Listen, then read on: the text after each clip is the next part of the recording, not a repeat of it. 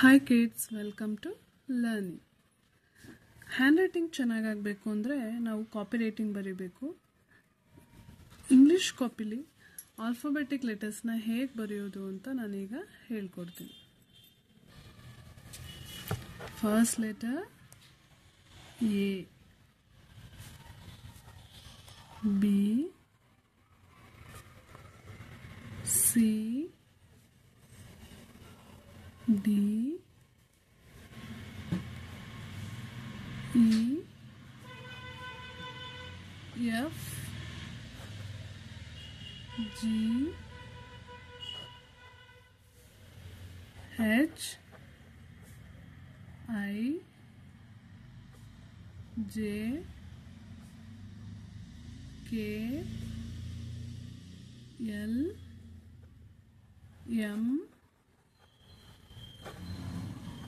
N, O, P, Q, R, S, T, U, V, W, X, Y,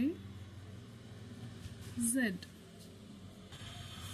ಇದು capital letters A, B, C, D, E, F, G, H, I, J, K, L, M, N, O, P, Q, R, S, T, U, V, W, X, Y, Z. ಒಟ್ಟು ಇಂಗ್ಲಿಷ್ನಲ್ಲಿ 26 alphabetic ಲೆಟರ್ಸ್ಗಳಿದೆ. ನೀವು copy ರೈಟಿಂಗ್ನ ನೀಟಾಗಿ ಬರೆಯೋದು ಕಲ್ತ್ಕೊಂಡ್ರೆ hand writing ನೀಟಾಗಿ ಆಗುತ್ತೆ. Hand writing ನೀಟಾಗಿದ್ದರೆ notes ನೋಡೋಕ್ಕೂ ಓದೋದಕ್ಕೂ ಚೆನ್ನಾಗಿರುತ್ತೆ. Next small letters.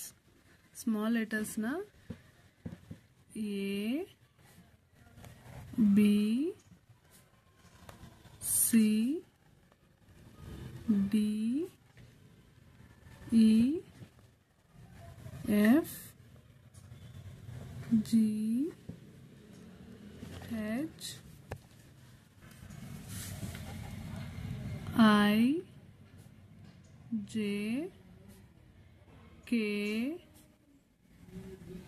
L, M, N, O, P, Q, R, S, T, U, V, W, X, Y, Z.